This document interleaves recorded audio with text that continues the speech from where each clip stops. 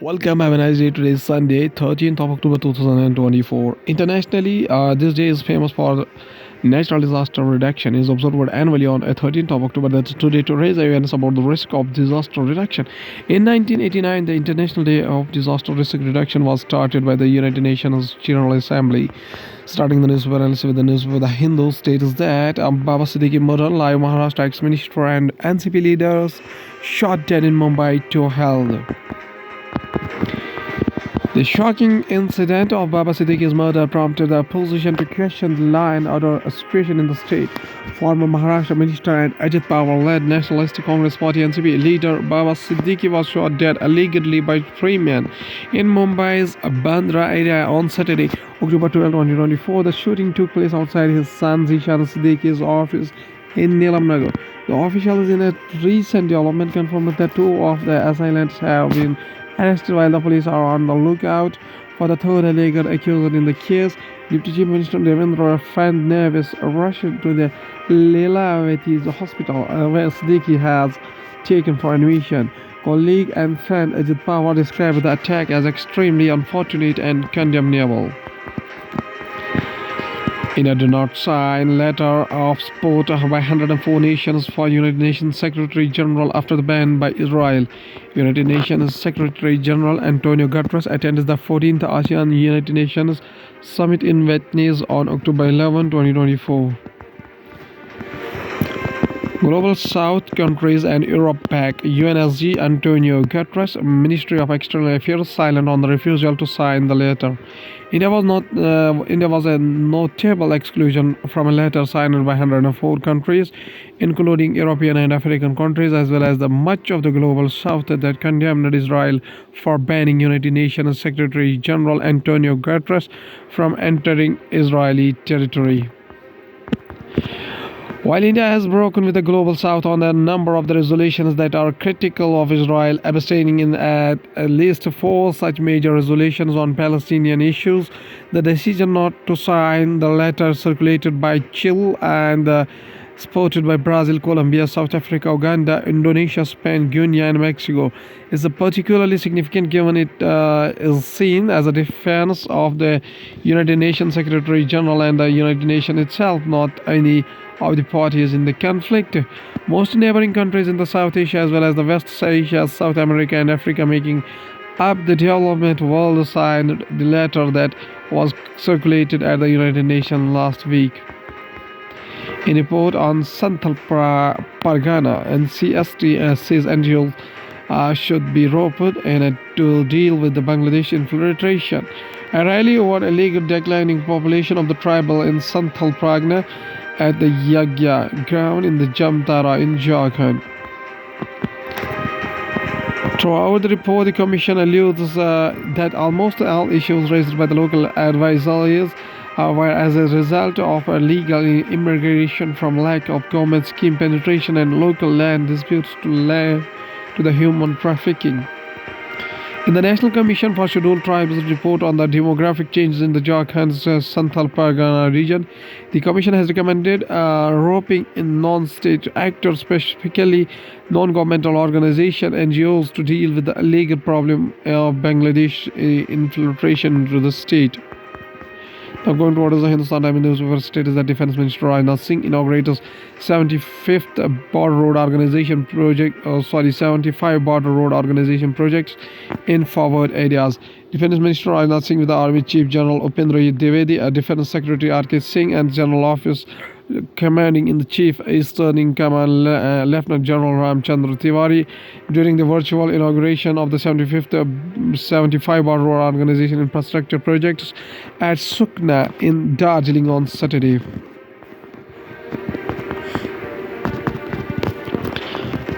Let us be brief.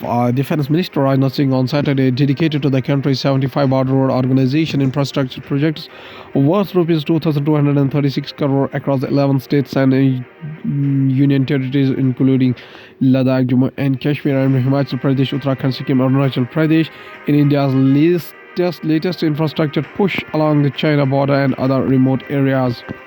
The infrastructure, including the roads and bridges, will significantly boost the military mobility and logistics support for the deployed forces in forward areas. Singh was virtually inaugurated the projects from Sukna in West Bengal. Said the projects were a testament to the government's unwavering resolve to the further strengthen border infrastructure and ensure socio-economic progress of these areas. India will be one of the safest and strongest nations in the times to come, he said. The development comes amid China's unrelenting infrastructure push along the India border during the last 5 years.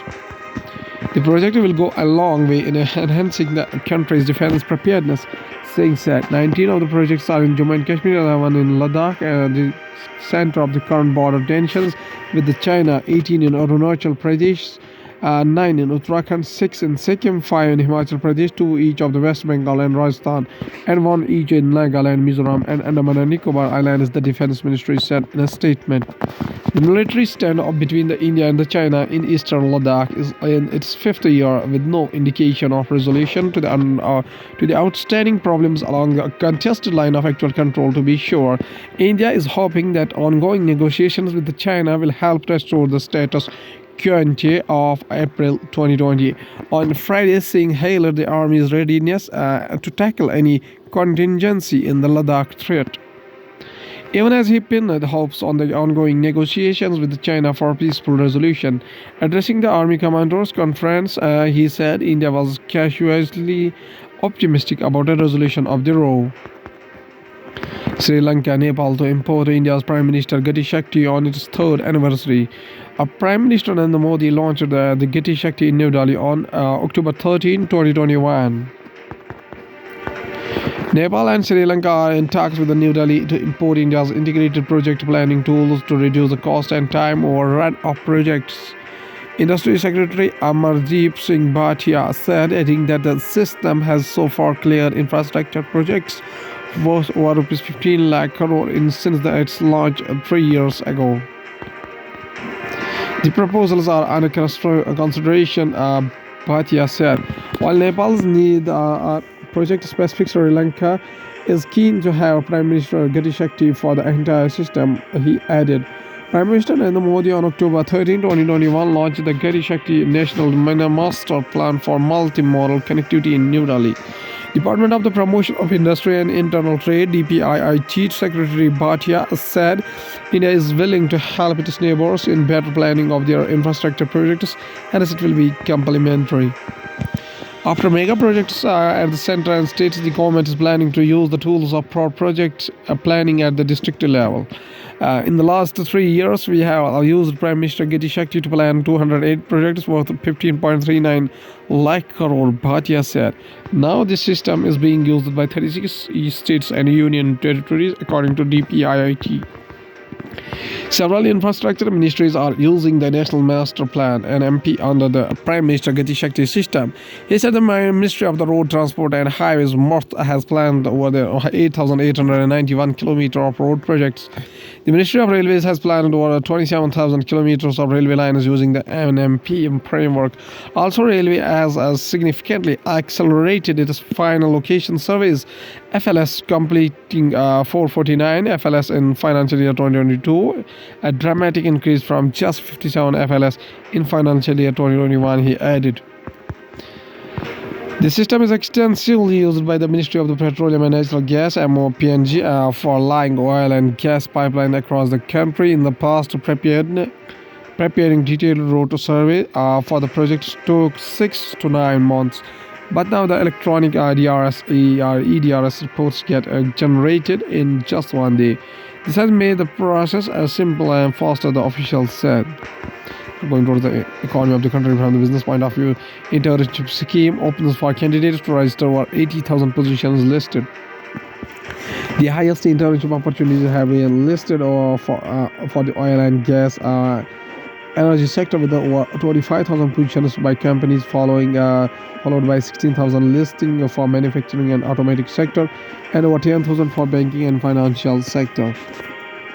The Prime Minister internship scheme that aims to provide internship to 1 crore youth, top 500 companies over 5 years, had earlier opened its portal for companies to register their internship opportunities for the pilot phase from October 3rd. Industrial output contracts in August month for the first time in nearly 2 years. Capital goods segment, a key indicator of the investment sentiment, grew 0.7% in the August month as against 11.8% growth in the July month and 13.1% in the year ago period.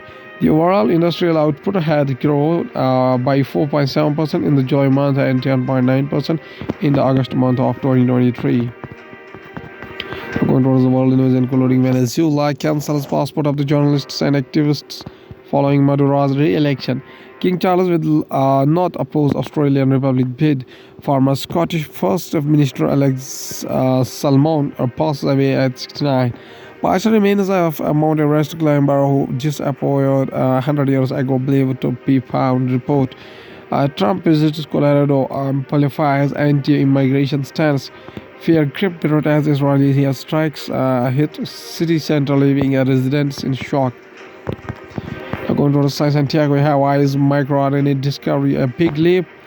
A screen displaying a picture of this year's laureates Victor Ambrose and Gary Rukum is seen during the announcement of the winners of the 2024 Nobel Prize in Physiology or Medicine at the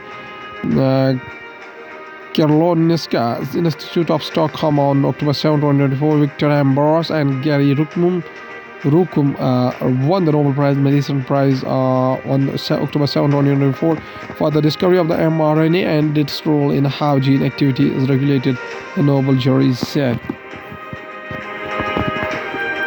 The Nobel Committee announced on October 7 that the Nobel Prize for Medicine or Physiology was shared by the Victor Ambrose and Gary Ruvkun for the discovery of mRNA and its role in the post-transcriptional gene regulation, thereby unlocking a secret on how different types of cells develop. Conservationist appeals government to stop treating natural injuries of wild animals, says it impacts natural cycle. Biologist and conservationist Sanjay Gube, pointing out that the natural injuries or mortality of wild animals is crucial in reducing human and animal conflicts. Mr. Sanjay Gube noted that the government is often pressured by social media. Renowned wildlife biologist and conservationist Sanjay Gube has written to Karnataka Forest Minister Eshwar Khadre to issue an order to discontinue treating wild animals injured due to the natural resources. Due to the natural reasons, especially within the protected areas such as tiger reserves, national parks, and wildlife sanctuaries, pointing out that injuries or mortality of wild animals caused due to attacks by other wild animals, natural accidents, and thorns is an important part of the natural cycle and crucial in reducing any human-animal conflicts. Gube noted that there has been a spurt in treating wildlife injured due to such reasons more than often triggered by social media pressure. How rapidly is Antarctica warming? Let us have a look. The Antarctica Peninsula, like many polar regions, is warming faster than the global average, with extreme heat events in the Antarctica become more common. A study which used satellite data to assess how much the Antarctica Peninsula has been greening in response to climate change found that the area of vegetation cover across the peninsula increased from less than 1 square kilometer in 1986 to almost 12 square kilometer by 2021. Study also in recent years of 2016 to 2021 led to the full study period expanding by over 4 lakh square meters per year in this period. In a previous study which examined core samples taken from the most dominated ecosystems on the Antarctica Peninsula, the system found evidence that the rates of the plant growth had increased dramatically in recent decades. This new study used satellite imagery to confirm that the widespread greening trend across the Antarctica Peninsula is underway and accelerating. The researchers are investigating how recently deglaciated ice-free landscapes are colonized by plants and how the process might proceed into the future. Antarctica has very little to nil soil. However, the increase in plant life in the last continent will add organic matter, which will be facilitate soil formation, thereby potentially paving the way for the other plants to grow. At last, there's a famous quotation said by a famous physician of India. In Indian history, Sir Chandrasekhar Venkata Raman, C.V. Raman, whose birth anniversary is November 1888 up to 21st of November 1970, was an Indian physicist known for his work in the field of light scattering using a spectrograph that he developed. He and his student K.S. Krishnan discovered that when light traverses a transparent material, the deflected light changes its wavelength. The phenomena due to unknown type of scattering of light, which they call modified scattering, was subsequently termed as the Raman effect or Raman scattering. Raman received the 1930 Nobel Prize in Physics for the discovery and was the first Asian and the first non-white to receive a Nobel Prize in any branch of science. In 1970, he was appointed the first pilot professor of physics and Ashutosh Mukherjee at the Rajbazar Science College under the University of Calcutta on his first trip to Europe. Seeing the Mediterranean Sea motivated him to identify the prevailing explanation for the blue color of the sea at this time, namely the reflected Rayleigh scattering light from the sky as being incorrect. He founded the Indian Journal of the Physics in 1926. He moved to Bangalore in 1933 to become the first Indian director of the Indian Institute of Science. He founded the Indian Academy of Science. The same year, he established the Raman Research Institute in 1948, where he worked to his last days. The Raman effect was discovered on 28th of February 1928. The day is celebrated annually by the Government of India as the National Science Day. Mr. Raman says a famous quotation. He says that success can come to you by courageous devotion to task lying in front of you. Okay, thank you.